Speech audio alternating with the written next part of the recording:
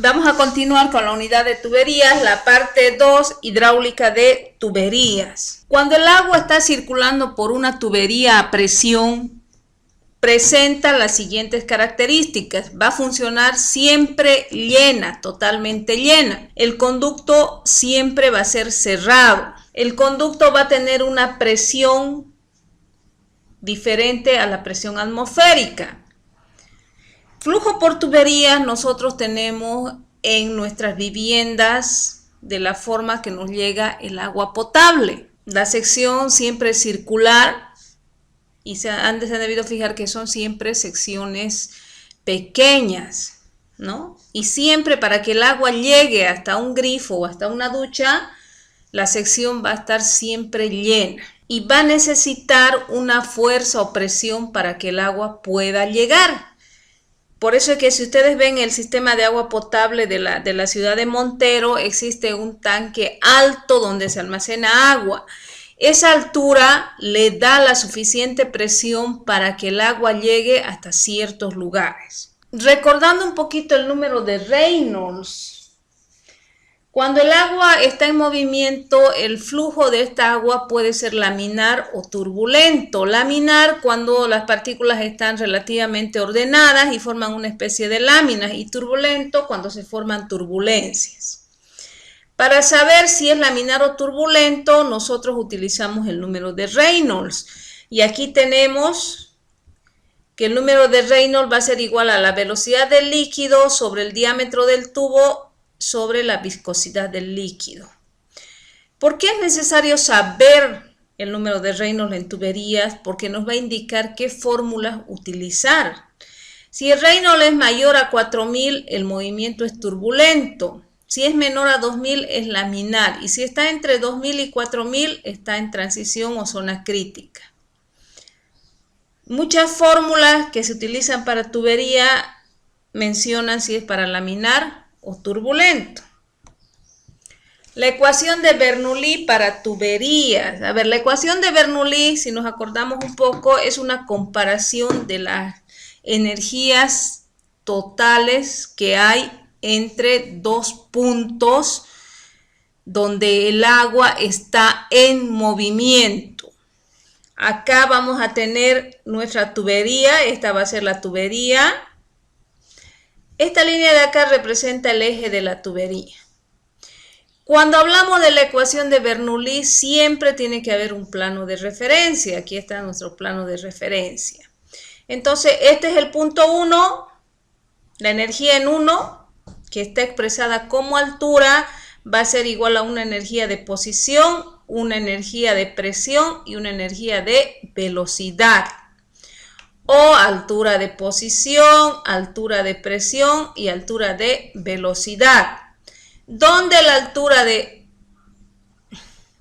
ubicación o la altura de posición es la distancia desde el eje de la tubería al plano de referencia. La altura de presión va a ser igual a la presión que hay en esa tubería sobre el peso específico del agua.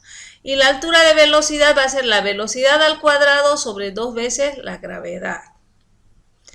Este es el punto 1. En el punto 2 igual vamos a tener una energía total que va a ser su altura de posición, altura de presión y altura de velocidad. Pero la energía en el punto 2 es menor a la energía en el punto 1 porque cuando el agua está en movimiento existe una pérdida de carga o pérdida de energía. Y esta pérdida de energía va a ser la que nivele la energía 1 con la energía 2 más su pérdida de carga. Entonces la ecuación de Bernoulli para tuberías nos dice que la energía 1 es igual a la energía 2 más la pérdida de carga. Este concepto de pérdida de carga en tuberías es muy importante. Si ustedes alguna vez trabajan con tuberías, tienen que tomarla en cuenta. Si no se calcula bien, el agua puede ser que no llegue a su destino. Entonces, esta pérdida de carga va a suceder siempre que el agua esté circulando, cuando el agua esté en movimiento de un punto a otro. En tuberías, la pérdida de carga puede ser de dos tipos. Primero, una pérdida por fricción o longitudinal, porque el agua va circulando. Sería esto que está en rojo, fíjense, que va a depender de la longitud de circulación. Y una pérdida de carga local, localizada. La pérdida local, también localizada o accidental, va a suceder cuando el agua tiene que atravesar distintas irregularidades. Resulta que las partículas del agua se tienen que acomodar. Por ejemplo, aquí del tanque al entrar a la tubería, o en el codo, acá en el otro codo, acá también, o donde hay una válvula o llave.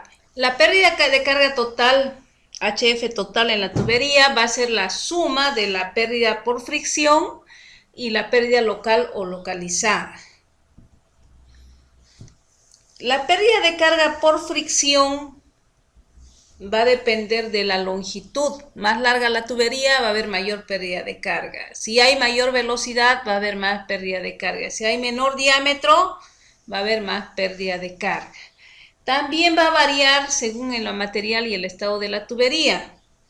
Y no importa la posición del tubo o la presión. La pérdida de carga local, accidental, localizada o singular, ya hemos mencionado que ocurre cuando el agua va a entrar por distintas irregularidades o los distintos accesorios. ¿Cómo vamos a calcular la pérdida de carga? Para la pérdida de carga por fricción tenemos la fórmula universal, donde va a haber un coeficiente que depende del material y estado de la tubería, la longitud, la velocidad, el diámetro y la gravedad. La pérdida local o localizada se debe calcular para cada irregularidad o accesorio que debe pasar el caudal, y va a ser igual a K por velocidad al cuadrado sobre 2 veces gravedad. Velocidad al cuadrado sobre 2 veces gravedad es la altura de velocidad y se va a multiplicar por un coeficiente K que depende del tipo de accesorio. Ahí tenemos los valores de K para distintos tipos de accesorios. Ahí también tenemos la fórmula para calcular pérdida de carga en distintos cambios de condiciones de caudal. Cuando se tiene muchas irregularidades o muchos cambios, obstáculos para calcular la pérdida de carga local, se puede realizar su cálculo utilizando el método de longitud equivalente. Quiere decir que a cada accesorio le equivale una longitud de tubería. Eso depende del diámetro. Se calcula esa longitud de tubería mediante tablas y se suma a la longitud total de la tubería. Entonces se calcula solo una pérdida de carga por fricción, donde ya está ahí incluida una longitud adicional que corresponde a la pérdida de carga local. Cálculo práctico de tuberías. Para calcular el diámetro de las tuberías existen muchas fórmulas, muchos autores. Todas toman en cuenta un coeficiente que depende del material y del estado de la tubería. Toman en cuenta el diámetro y toman en cuenta la pérdida de carga. Nosotros vamos a trabajar con la fórmula de Hazen-Williams para flujo turbulento.